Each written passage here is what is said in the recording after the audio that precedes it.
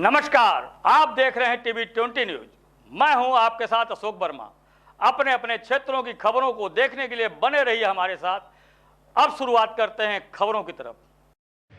आजमगढ़ जिले के सिधारी थाना क्षेत्र के नरौली मोहल्ले के एक दबंग व्यक्ति गरीब परिवारों को जुल्म ढा रहा है, ऐसा पीड़ित परिवारों का आरोप है। लेकिन शिकायत के बाद भी पुलिस कोई कार्रवाई नहीं कर रही है। इसी मामले को लेकर पीड़ित परिवार की लड़कियों ने पुलिस अधीक्षक को शिकायती पत्र सौंपकर दबंग के खिलाफ कार्रवाई की मांग की। पुलिस अधीक्षक कार्यालय पर पहुंची रिंकू सुनकर अपनी बहने के साथ पुलिस अधीक्षक कार्यालय पर पहुंची। उसका आरोप है कि नरौली मोहल्ले में उसके घर के पड़ोस में रहने वाले विजय सोनकर से जमीनी विवाद को लेकर पुरानी रंजिश है। विजय काफी दबंग किस्म का व संपन्न व्यक्ति है। वह रंजिश को लेकर रिंकू और उसकी बहनों को घर में घुसकर मारपीट करता है और धमकी भी देता है। आरोप है कि अभी बीते रविवार को उसने एक बार फिर मारपीट किया। शिकायत हुई तो पुलिस गई, लेकिन दबंग के खिलाफ कोई कार्रवाई की वापस लौट गई। पीड़िता ने पुलिस अधीक्षक से दबंग विजय के खिलाफ कार्रवाई की मांग करने के साथ ही मौके पर भूमि का मुआयना कराने की भी मांग की है। कहाँ की रहने वाली? नरौली की। क्या मामला आज आप आए?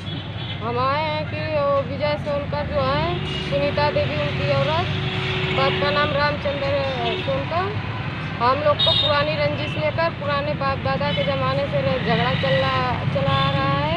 हमेशा मारपीट करते हैं, हमेशा हम लोगों को मारते हैं, धमकाते हैं। रविवार के दिन हम लोगों को मारे घिसरा कर पूरी बहनों को, और अभी भी धमकी दे रहे हैं। वो लोग हर चीज़ से, हर पैसा से, लाठी से, परिवार से, हर चीज़ से सक्षम है। हम सब 7 बहनें हैं, गरीब परिवार हैं, मजदूर, हमारे पिताजी मजदूर हैं, 60 साल का उम्र है, पुरानिया बाप है, बीमार हमेशा रहते हैं, हमेशा बीमार रहते हैं, दवा पर चलते हैं। हमारे न घर है न दुआर है। बोल रहे हैं हमारे तरफ बैनामा है, उसके तरफ रास्ता है। हमारा जब भी बनाने बिगाड़ने जाते हैं, झगड़ा करते हैं। शौचालय बनवाए 4 साल पहले, 3 साल पहले, हमारा शौचालय नहीं तो बनने ही नहीं दिए, बना शौचालय तोड़वा दिए सब। 8,000 रुपये मोदी जी वाला जो आया था हम भरे थे, बनने नहीं दिए, सब बनना शौचालय तोड़वा दिए। हम लोग इतना धमका दिए कि हम लोग पुलिस स्टेशन नहीं गए, पुलिस के पास नहीं गए। घर में घुस कर मार रहे हैं सब, घर में दौड़ा कर मार रहे थे। पंच नहीं छोड़ाए होते तो हमारे पापा को मार दिए, शौचालय बन रहा था तभी। हम लोग कितना बर्दाश्त करें। अब हम क्या चाहती हैं आप? हम न्याय चाहते हैं, वो अपने में रहे, हम अपने में रहे। मौके का जांच किया जाए, नाली देखा जाए, घर में पानी घुस रहा है। नाली पे पहले खड़ा होकर पेशाब सब करते थे, वहाँ पे बाउंड्री थी। रविवार के दिन हम लोगों को मार रहे थे। हम लोग पुलिस स्टेशन गए, पुलिस वाले आए, थोड़ा सा 2-4 ईंटा तोड़वाए, बोल रहे हैं अब नहीं टूटेगा, नाली में पटिया है नहीं हटेगा।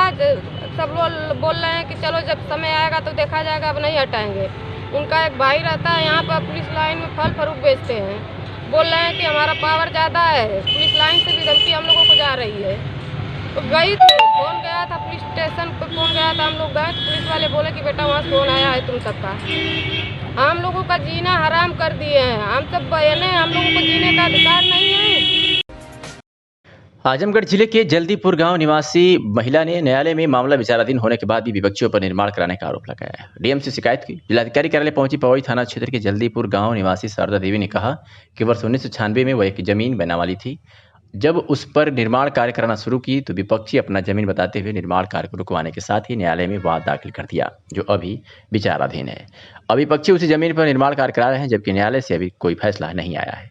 महिला ने बताया कि कागज में जमीन उसके नाम दर्ज है, बावजूद विपक्षी दबंगई कर रहे हैं। इस बात की शिकायत उसने मुकामी थाने के साथ फूलपुर तहसील के आला अधिकारियों से की, लेकिन उसकी कोई सुनवाई नहीं हुई। पीड़ित ने जिलाधिकारी को शिकायती प्रार्थना पत्र देकर मांग किया है कि जब तक न्यायालय को कोई फैसला नहीं आता तब तक निर्माण कार्य रोका जाए। क्या नाम है? श्रीमती शारदा देवी। कहाँ रहने वाले? ग्राम जल्दीपुर, पोस्ट पवई, तहसील फूलपुर, जिला आजमगढ़। अच्छा, क्या मामला है डीएम साहब के यहाँ? डीएम साहब के यहाँ 1996 हम अनेक पर जमीन लिए थे, और इसके बाद हम उस पर बनवा रहे थे तो उस पर हस्तक्षेप किया ज्ञानती देवी, वाइफ रामनाथ। तो जिस समय हम बनवा रहे थे साहब, तो वो क्या किया कि आकर के दीवानी कर दिया। दीवानी करने के बाद हम उस पर एक ईंटा नहीं रखे हैं। लगभग 4 फुट की जमीन, दीवार 5 फुट की ज़मीन हमारी बन गई थी, दीवार बन गई थी। लेकिन अब आज वो दीवानी चल रही है और वो बनवा रहा है। इसीलिए मैं एसडीएम साहब के पास कई बार गई, वो रिक्वेस्ट भी किए, लेकिन मेरी कोई सुन नहीं रहे हैं। फिर इसके बाद हम आए हैं एसओ साहब से, वहाँ किए पवई बात, वो भी नहीं सुने। फिर इसके बाद हम डीएम साहब के यहाँ आए हैं। क्या चाहती हैं? हम यही चाह रहे हैं कि साहब जब उसमें उनका खाद खतौनी में कहीं भी नाम नहीं है, नाम मेरा सब बोल रहा है, और वो हमें चाह रहे हैं कि जैसे हम रोक रखे हैं साहब, दीवानी चल रही है, उस पर खरीदार की दरखास्त डाले थे, हम उस पर आपत्ति लगा दी है, तो साहब यही सोच रहे हैं कि उस काम को रोका जाए। आजमगढ़ के बुरहानपुर तहसील क्षेत्र के हैदरपुर ग्राम सभा स्थित पटेल चौक पर लगी एकमात्र इंडिया मार्क का हैंडपंप इन दिनों दूषित पानी उगल रही है, जिसे पीकर कितने लोग बीमार हो चुके हैं। सार्वजनिक स्थान पर लगा इंडिया मार्क का हैंडपंप काफ़ी गंदा पानी उगल रहा है, जिसे लोग पीने को मजबूर हैं। एकमात्र इंडिया मार्क का हैंडपंप के अलावा चौराहे पर और कोई हैंडपंप नहीं है। पूर्व ग्राम प्रधान द्वारा इसे रिपोर्ट भी कराया जा चुका है, फिर भी इंडिया मार्क का गंदा पानी देती है, जो थोड़ी देर ही रखने पर अपना रंग बदल देता है तथा पानी पूरी तरह से पीला हो जाता है। वही पानी के अंदर कचरा भी दिखाई देते हैं। स्थानीय लोगों का मानना है कि इस इंडिया मार्क का हैंडपंप से करीब सैकड़ों लोग प्रतिदिन पानी पीने को मजबूर है, जो गंभीर बीमारियों को दावत दे रहा है। चाय समोसे के दुकानदार भी इस इंडिया मार्क का हैंडपंप से पानी अपनी दुकान में रखते हैं, जो ग्राहकों को पिलाया जाता है। एक तरफ भीषण गर्मी तो दूसरी तरफ इंडिया मार्का से निकल रहा जहरीला पानी लोगों की जिंदगी बर्बाद करने पर लगा है, जिसकी सुध लेने वाला कोई जिम्मेदार नहीं है। आइए सुनाते हैं कि स्थानीय कन्हैया प्रसाद गौड़ ने क्या कुछ कहा है।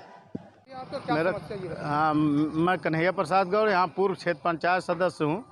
और ये पटेल तिराहे पे पटेल स्कूल के सामने एक इंडिया मार्क का टैंक है। इतना दूषित पानी है कि पीने लायक नहीं है, जो भी पी ले रहा है वो बीमार पड़ जा रहा है। अब कई बार प्रधान से शिकायत किया गया, बीडीओ शिकायत किए, सेक्रेटरी शिकायत किए, इसका रिपोर्ट नहीं हो रहा। लोग आते हैं, दो एक ठो टंकी का नट वोट बदल के फिर कहते हैं सही है, पैसा तो भिजा लेते होंगे, लेकिन अभी समस्या ठीक नहीं हुई। अब यहाँ स्कूल है, बच्चे आते हैं, अभी तो लॉकडाउन में बंद है स्कूल, लेकिन 2-4 दिन में अगर खुलेगा तो पूरा पी के सभी लोग बीमार पड़ जाएंगे। अब आए थे यहाँ 150 लोग हमेशा पानी से। कैसा पानी आता है वो? कैसा पानी तो एकदम पीला हो जा रहा, बदबूदार है। अभी कहिए तो अभी उठा के दिखाएं, आप मुंह में एक ये नहीं डाल सकते इसमें। अब बहुत बड़ी समस्या है पानी की यहाँ पे। अब यहाँ दुकानदार है करीब 10-20। पानी कैसे पीते हैं आप लोग यहाँ पे? हम लोग यहाँ से दूसरे बोतल का पानी खरीद के मजबूरी में पीना पड़ता है। 20 रुपया की एक बोतल या तो उससे मंगाया जाए, आरओ वाला पानी मंगाया जा रहा है, उससे पिया जा रहा। मजबूरी है यहाँ की जनता। आजमगढ़ में ऑटो चालकों का ड्रेस कोड व निर्धारित किराए की मांग को लेकर आज अभया महिला सेवा संस्थान की महिलाओं ने एसपी से मिलकर एक ज्ञापन सौंपा है। उन्होंने ज्ञापन में ऑटो चालकों का ड्रेस कोड व किराया निर्धारित करने की मांग की है। पुलिस अधीक्षक कार्यालय पहुंची अभया महिला सेवा संस्थान की पदाधिकारियों ने एसपी को पत्रक सौंपा। संस्थान के सचिव अनामिका सिंह ने बताया कि आजमगढ़ शहर में ऑटो चालकों की मनमानी बढ़ गई है। धूम्रपान करके ये ऑटो को चलाते हैं, जिससे दुर्घटना होने की संभावना बनी रहती है। साथ ही एक जगह के लिए मनमाना किराया वसूलते हैं, जिससे आए दिन यात्रियों के साथ बहसबाजी देखने को मिलती है। लिहाजा ऑटो चालकों का ड्रेस कोड निर्धारित करते हुए परिचय पत्र दिया जाए, ताकि आसानी से ऑटो चालकों की पहचान की जा सके और ऑटो में किराए की सूची को चस्पा करे, ताकि यात्री को पता हो कि उसे कितना किराया देना है। ऑटो में साउंड को बंद किया जाए, क्योंकि अश्लील गाना बजाने से महिला और बच्चियों को भी परेशानियों की सामना होती है। पहले सुनवाते हैं कि अभया महिला सेवा संस्थान के सचिव अनामिका परिवाल ने क्या कुछ कहा, फिर एसपी की बात को। क्या नाम है? अनामिका सिंह पालीवाल। आज किस मांग को लेकर ज्ञापन दिए हैं? क्या हमने आज ऑटो के जो इनका ड्रेस कोड नहीं किया गया, पी के ऑटो चलाते हैं, इतना तेज साउंड चलाते हैं, जो महिलाओं और बच्चियों को रात का सामना करना पड़ता है। कोचिंग से आए या कहीं ऑफिशियल आए थे, मन पी के रहते हैं, गुटखा मुँह में रहते हैं, इस तरह बदतमीजी से, और उतार देंगे अगर पैसा ज़रा सा कुछ बोला गया तो कहीं भी उतार देते हैं। थोड़ा सा इनके खिलाफ, तो कि बहुत बड़ी सिटी नहीं है, हम चाहते हैं कि उनका ड्रेस कोड बनाया जाए और रेट का जो उनको रेट का जो जितना भी रेट लेते हैं उसका एक पैर वहाँ लगाएं, ताकि उतना पता चले कि यही है, उतना ही बोलें, अपने मन मुताबिक न लें। और पी के और गुटखा खा के साउंड अश्लील गाने लगा के वो ऑटो ना चलाएं। आज का प्रधान साहब से मिलने क्या? हम लोगों ने एसपी सर से मिला गया, उन्होंने आश्वासन दिया है कि हम आपका जल्दी ये इसको हम तुरंत रोक लगवाते हैं, तुरंत करवाते हैं। एक महिला संगठन की कुछ महिलाएं हमारे पास आई थी और उनके द्वारा ये शिकायत की गई है कि जो 3 व्हीलर्स चल रहे हैं, टेम्पू चल रहे हैं, उनमें जो ड्राइवर्स हैं वो प्रॉपर ड्रेस नहीं पहन रहे हैं और डेक तेज़ आवाज़ में चलाते हैं और जब बच्चे उसमें बैठ कर जाती हैं तो और तेज़ आवाज़ उसकी कर देते हैं। इस तरह की शिकायत उन्होंने की और उन्होंने इनका एक क्लास चलाने की, इन्हें ट्रेन करने की भी बात कही है। एसपी ट्रैफिक को मैंने इस संबंध में निर्देशित किया गया है और जल्दी इन सभी बिंदुओं पर कार्रवाई की जाएगी, क्योंकि ये बिंदु बिल्कुल जनहित में है और इन पर कार्रवाई होनी चाहिए। आजमगढ़ के बरदह से खबर आ रही है, जहां बरदह पुलिस ने शराब फैक्ट्री का भंडाफोड़ करते हुए 6 लोगों को गिरफ्तार किया है। मौके से 101 लीटर शराब, 800 लीटर स्प्रीट, 5-5 हज़ार देसी ब्रांड शराब के रैपर, सीसी व 2000 अंग्रेजी शराब की बोतलें व उपकरण आज बरामद किया है। शराब बनाने के लिए वाराणसी के सारनाथ का निवासी नेपाली स्प्रीट उपलब्ध कराता था। पुलिस पकड़े गए लोगों से शराब की अवैध कारोबार का दायरा जानने के लिए पूछताछ में जुट गई है। बता दें कि फतुही गांव के बाहर सड़क किनारे 10 बीघे के कैंपस में तीर्थराज यादव के 2 मंजिला मकान में शराब बनाने का कारोबार चलता था। इसे अनजान बरदह पुलिस को मुखबिर ने सूचना दी तो इंस्पेक्टर विनय कुमार मिश्र ने मंगलवार की शाम 4 बजे सड़क किनारे स्थित उस मकान की घेराबंदी कर दी। छापेमारी हुई तो पुलिसकर्मी भी नज़ारा देख हैरान उठे। दरअसल मौके पर 4 ड्रमों में भरा 8 लीटर स्प्रीट, हजारों की तादाद में देसी शराब के रैपर, शीशियां, अंग्रेजी शराब की बोतलें, चूल्हे, सिलेंडर, पिकअप गाड़ी आदि मिले।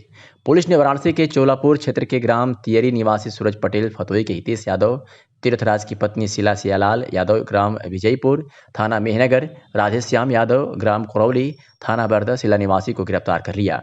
सूरज पटेल ने बताया कि सारनाथ का रहने वाले नेपाली भैया ने 800 लीटर स्प्रीट पिकअप पर लदवा कर यहाँ भेजा था।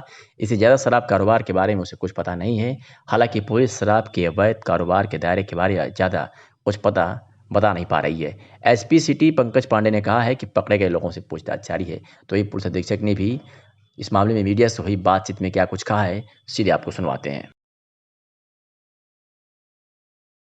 सर, कल रात को छापेमारी में भारी मात्रा में अवैध शराब बरामद हुआ है, तो किस तरह से कार्रवाई की जा रही है, क्या इसमें? देखिए, यहाँ पर कुछ माह पूर्व शराब से मृत्यु होने की घटना हुई थी, जहरीली शराब से।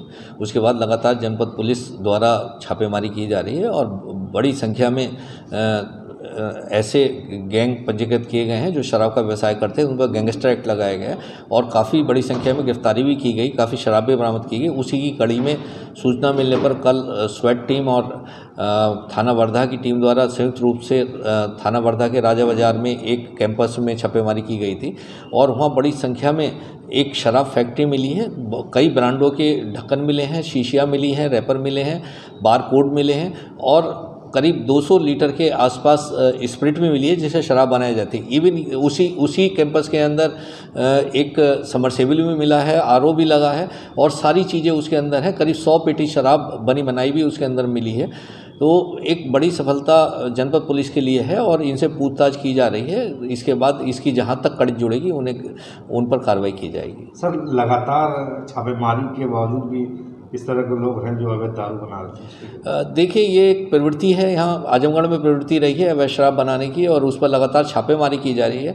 आप देखेंगे कि उसके बाद कोई व्यक्ति इस तरह की शराब पीने से बीमार नहीं हुआ है। काफ़ी अंकुश लगा है और लगातार छापेमारी आगे भी की जाएगी ताकि भविष्य में जनपद में कोई ऐसी घटना ना हो। रानी की सराय ब्लॉक के ग्राम प्रधान संघ के ब्लॉक प्रांगण में संपन्न हुए चुनाव में नैयर आजमी को सर्वसम्मत संघ का अध्यक्ष चुना गया है। ब्लॉक क्षेत्र के जमीन कटकर ग्राम पंचायत के निर्वाचित प्रधान नैयर से पूर्व इनकी मां ने प्रतिनिधित्व किया था। ब्लॉक प्रांगण में संपन्न हुए चुनाव में युवा प्रधान को अध्यक्ष पद की जिम्मेदारी सौंपी गई। चुनाव के बाद नैयर ने कहा कि ग्राम प्रधानों की समस्याओं को लेकर संघ सदैव तत्पर रहेगा। शीघ्र ही कार्यकारिणी का विस्तार होगा। मौके पर ब्लॉक के सभी गाँवों के प्रधान संघ का अध्यक्ष चुना गया है, इस पे आप क्या प्रतिक्रिया देना चाहते हैं? सबसे पहले मैं स्पष्ट कर दूं कि मैं मोहम्मद नैयर आजम ग्राम पंचायत जमीन कटघर का मौजूदा प्रधान हूं और जैसा कि आपको मालूम हुआ कि मैं रानी की सराय ब्लॉक का प्रधान संघ अध्यक्ष निर्विरोध निर्वाचित हुआ, जिसका श्रेय मैं अपने प्रधान भाइयों का और तमाम लोगों का बहुत आभारी हूं जिन्होंने मुझको प्रधान संघ अध्यक्ष। आजमगढ़ के बुढ़नपुर तहसील क्षेत्र के हैदरपुर ग्राम सभा स्थित पंचायत भवन रखरखाव के अभाव में इन दिनों अयासी का अड्डा बन चुका है, जहां आए दिन दारू बियर आदि का कमरे के अंदर सेवन किया जाता है। वहीं पंचायत भवन के सभी दरवाजे पूरी तरह से टूट चुके हैं। शौचालय में गंदगी का अंबार लगा हुआ है जिसमें दरवाजे भी नहीं है, तो वहीं पानी का अभाव भी है। पंचायत भवन परिसर में एक इंडिया मार्क का हैंडपंप लगा है जो खराब पड़ा है। पंचायत भवन में कभी कोई सफाई कर्मी पंचायत भवन में कभी कोई सफाई कर्मी नहीं आता, जिससे परिसर में गंदगी का अंबार लग चुका है। वही करोड़ों रुपए लागत से बने पंचायत भवन को स्थानीय ग्राम प्रधान व ग्राम सचिव द्वारा चूना लगाया जा रहा है। पंचायत भवन के रखरखाव के अभाव में खिड़की दरवाजे पूरी तरह टूट चुके हैं, तो कमरे के अंदर लोगों को द्वारा गंदगी फैलाया जाता है और दारू बियर आदि का सेवन किया जाता है। स्थानीय लोगों का आरोप है कि पंचायत भवन जो ग्राम सचिव तथा ग्राम प्रधान के बैठने के लिए बनाया गया है, जिससे स्थानीय लोगों को सुविधा मिले, लेकिन कभी भी पंचायत भवन में प्रधान और ग्राम सचिव नहीं आए। वह इसका देखभाल करने के लिए भी कोई सफाई कर्मी नहीं आता और न ही इसकी साफ सफाई की जाती है, जिससे एक सरकारी भवन पूरी तरह से बेकार हो चुका है। ग्राम प्रधान और ग्राम सचिव की लापरवाही से पंचायत भवन का दुरुपयोग हो रहा है और इसे स्थानीय लोगों द्वारा अयासी का अड्डा बनाया जा चुका है। ऐसे सुनाते हैं कि स्थानीय ग्रामीण ने क्या कुछ कहा। विपिन तिवारी है।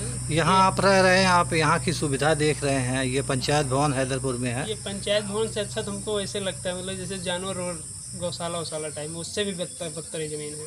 न यहाँ पे लेटरिन है सही, अगर बगल देख लीजिए दारू की बोतल पड़ी यहाँ पे, जैसे दारू खाना चलता है यहाँ पे, ऐसा लग रहा है। यहाँ पे मतलब सफाई 2-3 दिन आए हैं यहाँ पे, कभी हमको नहीं लगा यहाँ पे झाड़ू कोई मारता होगा या कोई आता होगा। हमको कभी कोई यहाँ पे दिखा ही नहीं। जो भी आते कोई बकरी चराने वाले बैठते हैं आके, या तो ऐसे फालतू आदमी आके बैठते हैं। मतलब यहाँ के हमको नहीं लगता इस गांव का कोई व्यक्ति यहाँ पे आकर कभी बैठता होगा। पैसा लगा, व्यवस्था हुई, बट ये उपयोग से नहीं है। उपयोग में यहाँ का कोई मतलब ये होता है जैसे कोई मीटिंग हो, मीटिंग हॉल यहाँ पे लिखा है, ग्राम प्रधान कक्ष लिखा है, लेकिन इसका कोई मतलब ही नहीं है। मतलब ये फालतू की चीज़ बन गई समझ लीजिए एक तरफ से। यहाँ दारू की बोतल भी पड़ी हुई, दारू की बोतल, बियर की बोतल, और जो छोटे छोटे दारू होते हैं ना उसका भी बोतल, नमकीन, गिलास।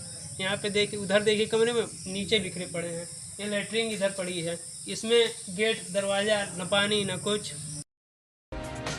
आजमगढ़ के बुढ़नपुर तहसील क्षेत्र के इंदरपट्टी, भरसानी व बढ़िया गांव में बने स्वास्थ्य भवन में ताले लटक रहे हैं। वही स्वास्थ्य भवन पूरी तरह खंडहर में तब्दील हो चुका है, जिसकी सुधि लेने के लिए कोई जिम्मेदार अधिकारी गांव तक नहीं पहुंचा। वही कोरोना की पहली और दूसरी लहर में जहां लोग ऑक्सीजन और डॉक्टर के अभाव में दम तोड़ रहे हैं, ऐसे में ग्रामीणों की सुविधाओं के लिए बना स्वास्थ्य भवन सिर्फ कागजों में ही सीमित रह गया। स्वास्थ्य भवन पर सरकार की मुहर लगने के बाद आज तक कोई डॉक्टर नहीं पहुंचा। वही ग्रामीणों का आरोप है कि उन्हें गांव में बने स्वास्थ्य भवन से कोई सुविधा नहीं मिलती, जबकि स्वास्थ्य सुविधाओं के लिए गांव से दूर जाना पड़ता है। जबकि स्वास्थ्य भवन वैश्विक महामारी को देखते हुए गांव में बनाए गए थे, जिसमें लोगों का समुचित इलाज हो सके। ऐसे में स्वास्थ्य भवन सिर्फ कागजों में ही सीमित रह गए। रखरखाव के अभाव में स्वास्थ्य भवन पूरी तरह खंडहर में तब्दील हो गए, जिसका पूरा अस्तित्व ही समाप्त हो चुका है। इंदरपट्टी भरसानी ग्रामीणों का कहना है कि 10 वर्ष पूर्व गांव में यह स्वास्थ्य भवन बना है। जब से स्वास्थ्य भवन बना आज तक कोई डॉक्टर या कर्मचारी अस्पताल तक नहीं पहुंचा, तो वहीं स्थानीय लोगों ने अस्पताल को ही अपना घर बना लिया और जरूरी सामानों को अस्पताल में ही रखने लगे। बढ़िया ग्राम वासियों लोगों का कहना है कि अस्पताल लगभग 4 वर्ष पहले बना था, यहाँ अभी तक कोई डॉक्टर की नियुक्ति नहीं हुई है। अस्पताल में ताला लगा हुआ है। आइए सुनाते हैं कि ग्रामीणों ने इस मामले में क्या कुछ कहा। कहाँ के निवासी हैं? इंदरपट्टी। भैया ये अस्पताल बना हुआ है, कई वर्षों से ऐसे खंडहर बड़ा है, ये कब से बना हुआ ये बताइए जरा। ये कम से कम 15 साल से ऊपर हो गया होगा। यहाँ कभी कोई डॉक्टर आया है या कोई कभी देखा गया मरीज? कभी नहीं। ये कभी भी आप लोगों ने इलाज कराने कहाँ जाते हैं?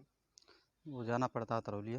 तरौलिया जाना पड़ता है। सरकार ये सुविधा दी थी अस्पताल बनाने के लिए, यहाँ पे कभी भी डॉक्टर नहीं बैठे हैं? कभी नहीं।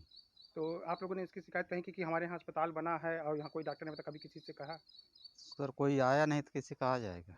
अच्छा, कौन, क्या नाम बताया आपने? हरेंद्र।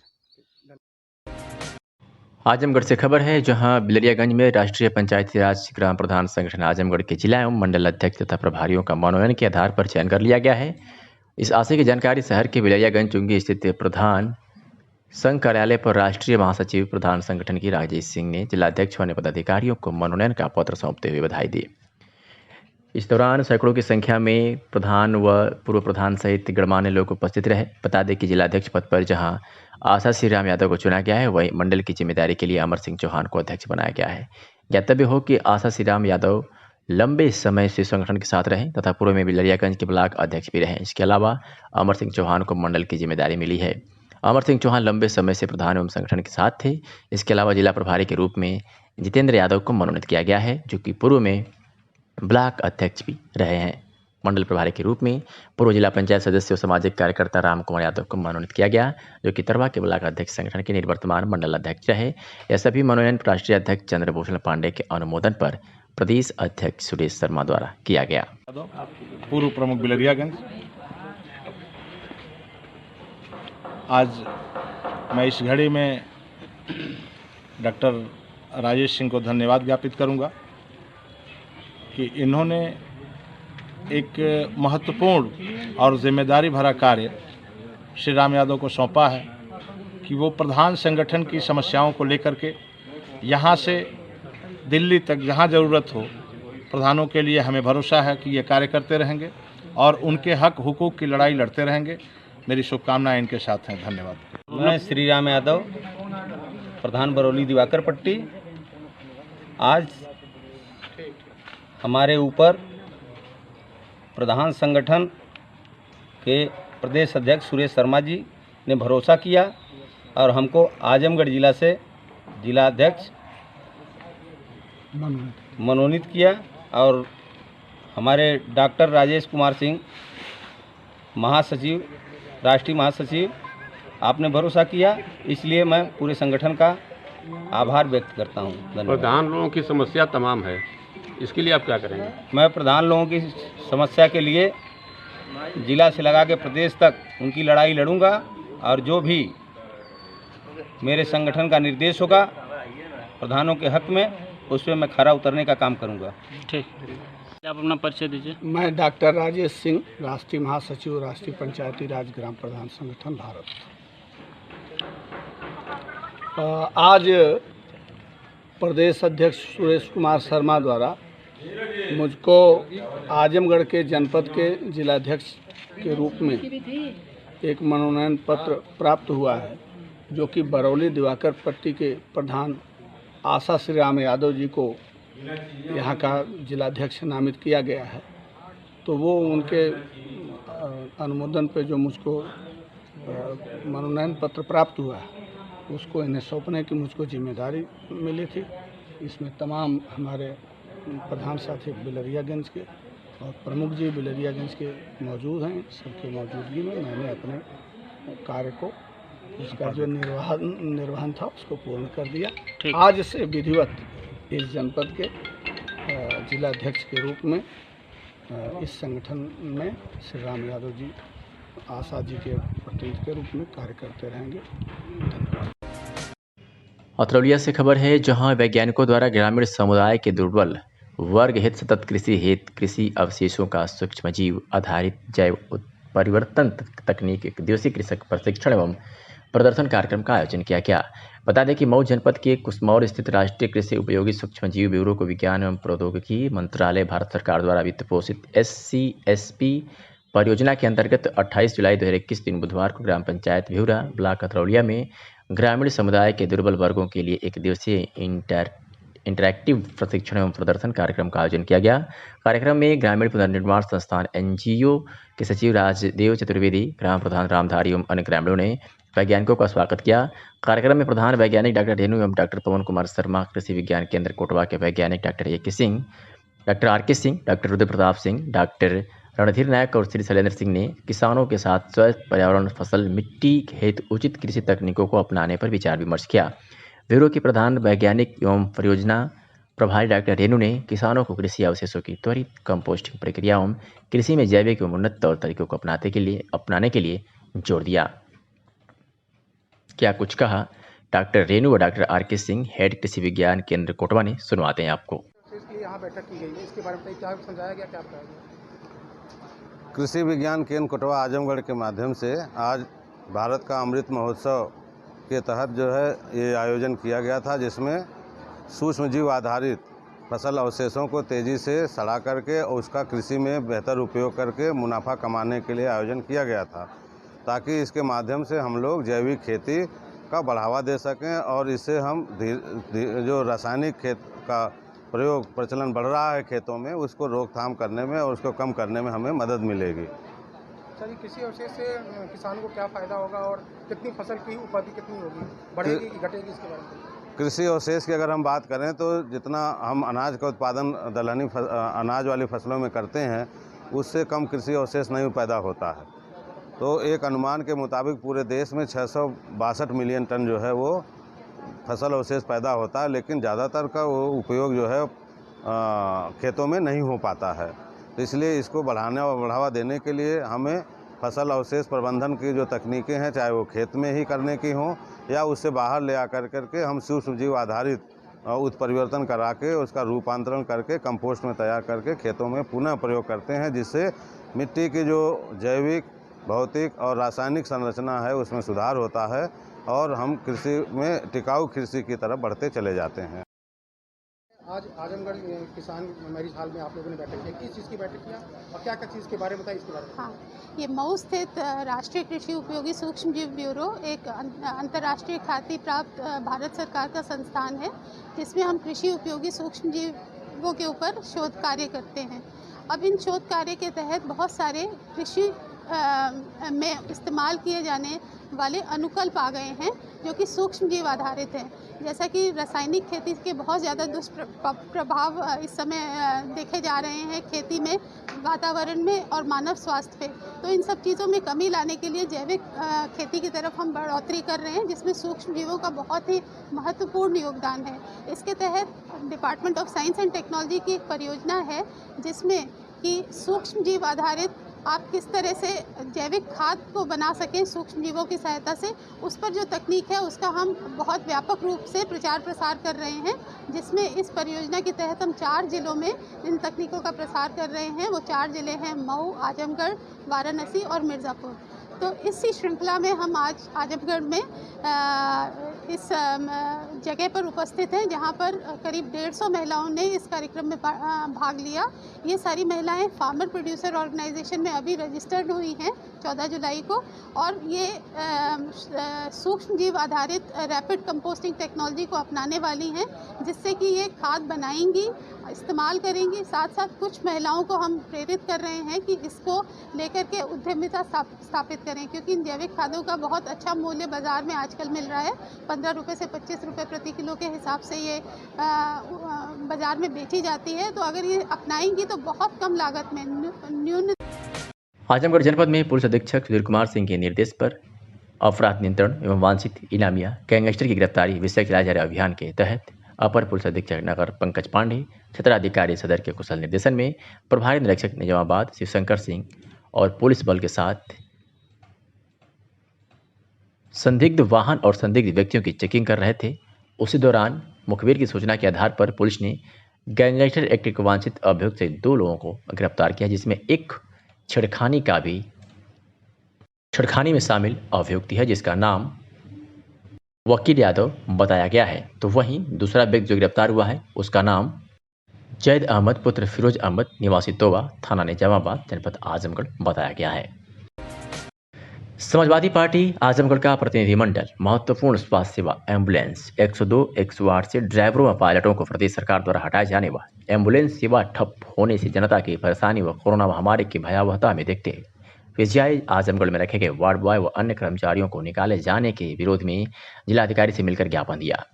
ज्ञापन देने वालों में जिलाध्यक्ष हवलदार यादव, पूर्व मंत्री दुर्गा प्रसाद यादव, विधायक आलम बदी, नफीस अहमद, महासचिव हरिप्रसाद दुबे, जयराम सिंह पटेल, विनीत राय, विवेक सिंह, लालचंद यादव, मुलायम यादव, देवनाथ साहू, संदीप पटेल, राजू राजभर आदि थे। ज्ञापन में राज्यपाल से प्रदेश सरकार की तानाशाही व हिटलरशाही पर रोक लगाने की मांग की गई है। पूर्व मुख्यमंत्री अखिलेश यादव की सरकार ने स्वास्थ्य क्षेत्र में 102, 108 एम्बुलेंस देकर क्रांतिकारी कदम उठाया, जिससे गरीब असहाय जनता अचानक बीमारी के समय उसका लाभ लेती थी। कोरोना काल में उक्त एम्बुलेंस व कर्मचारियों ने जान हथेली पर रखकर कार्य किया, लेकिन वर्तमान संवेदन शून्य योगी सरकार को जनता की तकलीफों से कोई लेना देना नहीं है। अस्पतालों में दवाएं नहीं मिलती, प्राइवेट एम्बुलेंसों की सेवाएं अत्यंत महंगी हैं जो आम आदमी के बस के बाहर है। सरकार जुमले गढ़ रही है, महंगाई बेरोजगारी से लोग खाने के बिना मर रहे हैं। यदि सरकार न्याय नहीं करेगी तो सपा धरना प्रदर्शन करने पर बाध्य होगी। तमाम बातें नफीस अहमद समाजवादी पार्टी के विधायक गोपालपुर विधानसभा से कही है। आज सड़क सुरक्षा सप्ताह के अंतर्गत सुधीर कुमार सिंह पुलिस अधीक्षक आजमगढ़ व अपर पुलिस अधीक्षक यातायात सुधीर कुमार जायसवाल के आदेश के क्रम में पायलट वर्कशॉप पर परिवहन विभाग आजमगढ़ व यातायात पुलिस अधीक्षक आजमगढ़ की संयुक्त तत्वावधान में सड़क सुरक्षा सप्ताह का समापन किया गया, जिसमें करीब 200 लोग सम्मिलित हुए। इसमें संभागीय परिवहन अधिकारी आजमगढ़, ARTO आजमगढ़ व यातायात प्रभारी कौशल पाठक द्वारा प्रतिभाग किया गया, जिसमें उपस्थित लोगों को यातायात के नियमों का पालन करने को बताया गया तथा इस संबंध में लोगों को शपथ दिलाई गई तथा शहर के विभिन्न जगहों पर रिफ्लेक्टर टिप वाहनों का पर निःशुल्क लगाया गया तथा शहर के विभिन्न स्थानों पर बिना हेलमेट, सीट बेल्ट व शराब पीकर वाहन चलाने वालों की चेकिंग की गई तथा यातायात के नियमों का उल्लंघन करने वाले 75 वाहनों का ई चालान किया गया तथा यातायात जन जागरूकता संबंधी पंपलेट स्टिकर का वितरण किया गया। जिला कांग्रेस कमेटी के अध्यक्ष प्रवीण कुमार सिंह की अध्यक्षता में जिला कांग्रेस कमेटी के पदाधिकारियों, ब्लॉक अध्यक्षों, AICC, PCC सदस्यों, सभी फ्रंटल संगठनों विभागों के पदाधिकारियों की बैठक तमसा प्रेस क्लब में हुई। बैठक में संगठन सृजन अभियान और वर्तमान राजनीतिक हालातों मिशन 2022 की तैयारियों पर विचार विमर्श किया गया। इस मौके पर इलाहाबाद विश्वविद्यालय के छात्र नेता आदित्य सिंह, हंटर, प्रशांत सिंह, प्रशांत मिश्र, प्रांजल मिश्र, नवनीत सौरभ, विकास, विनय, गौरव आदि छात्र नेताओं को कांग्रेस जिलाध्यक्ष प्रवीण कुमार सिंह ने कांग्रेस पार्टी का चिन्ह प्रदान कर कांग्रेस की सदस्यता ग्रहण कराई। बैठक को संबोधित करते हुए कांग्रेस के जिलाध्यक्ष प्रवीण कुमार सिंह ने कहा, पिछले 32 सालों से उत्तर प्रदेश की राजनीति जात धर्म के आधार पर चल रही थी, जिससे उत्तर प्रदेश का बहुत नुकसान हुआ। सरकार की गलत नीतियों से आज देश का किसान, नौजवान, मजदूर, छात्र पूरी तरह हताश और निराश है। प्रदेश की जनता अब जात धर्म की राजनीति से हटकर कांग्रेस की तरफ आशा भरी निगाहों से देख रही है। कांग्रेस सभी पीड़ितों को न्याय दिलाने के लिए तथा जनहित के मुद्दों पर लगातार संघर्ष कर रही है और हम विकास की और जनता से जुड़े मुद्दों पर लगातार सरकार को घेर रहे हैं। हमारे पास मजबूत, संघर्षशील और उत्साहित युवाओं की बड़ी टीम है। कांग्रेस की नीति और संघर्षों को देखते हुए सभी जातियों, धर्मों के तमाम युवा लगातार कांग्रेस से जुड़ रहे हैं। अध्यक्ष प्रवीण कुमार सिंह आज आजमगढ़ जिला कांग्रेस कमेटी, AICC सदस्य, PCC सदस्य, फ्रंटल संगठनों के जिलाध्यक्ष, प्रकोष्ठों के जिलाध्यक्षों के साथ एक बैठक आयोजित की गई थी। उसके पीछे एक उद्देश्य था कि न्याय पंचायत अध्यक्षों तक, न्याय पंचायत तक हम पहुंच चुके हैं, ग्राम सभाओं तक हमको पहुंचना है और संगठन के रूप में पहुंचना है। हम समर्थकों के रूप में तो हैं, क्योंकि जो सेकुलर विचार है, जो धर्मनिरपेक्ष विचार है, जो सभी जात धर्म से ऊपर उठकर सोचने वाला विचार है, वो गाँव में हमारे साथ हमेशा खड़ा रहा है। हम लड़े तो भी मेरे लिए लड़ता रहा, नहीं लड़े तो भी मेरे लिए लड़ता रहा। हमने प्रत्याशी अच्छा दिया तो भी लड़ता रहा, बुरा दिया तो भी लड़ता रहा। आज हमारे पास जीवंत कार्यकर्ताओं की, नौजवानों की एक लंबी फौज खड़ी हो चुकी है। आज इस मीटिंग के माध्यम से हम लोगों ने एक आगाज किया है कि गांव में जाना है और उन लोगों को मुंहतोड़ जवाब देना है कि जो सुनियोजित तरीके से ये मैसेज देने का काम कर रहे हैं। और उस गोदी मीडिया को बताना चाहता हूँ कि जो आप कह रहे हैं कांग्रेस का है क्या, तो आपको मैं आपके माध्यम से बता देना चाहता हूँ कि इस देश में जो कुछ भी है वो कांग्रेस का ही है। इस देश में आम आदमी की आवाम की अंतिम व्यक्ति की जो लड़ाई अगर कोई लड़ रही है तो कांग्रेस लड़ रही है। किसानों की, नौजवानों की, बेरोजगारी की, भ्रष्टाचार के खिलाफ अगर लड़ रही है तो कांग्रेस लड़ रही है। क्योंकि जितने भी मुद्दे, जिन मुद्दों पर आप आए थे, जिन वादों पर आप आए थे, सारे वादों पर आप फेल गए। स्विच बैंक से पैसा आप नहीं मंगा पाए, जिन लोगों ने भ्रष्टाचार किया तो उन लोगों को जेल नहीं भेज पाए, आप रोजगार नहीं दे पाए। इसका मतलब कि जो आप लोगों ने आरोप लगाया था मनमोहन सिंह सरकार को, झूठे आरोप थे। चुनाव का समय आ गया है, 2022 को फतह करना है। आज कार्यकर्ताओं में जिस तरह का जोश खरोश था, निश्चित रूप से आजमगढ़ 10 विधानसभा, 2 लोकसभा सांसद अखिलेश यादव का भी संसदीय क्षेत्र है और आप लोगों के माध्यम से मैं जिले को बता देना चाहता हूँ, यहाँ की हर लड़ाई हम लोग लड़े हैं। अखिलेश जैसा सांसद जिसके पास विराट जनाधार का गाना गाते हैं, वो लोग कहीं नहीं दिख पाए। हम लोग हर तरफ लड़े, हर जगह लड़े।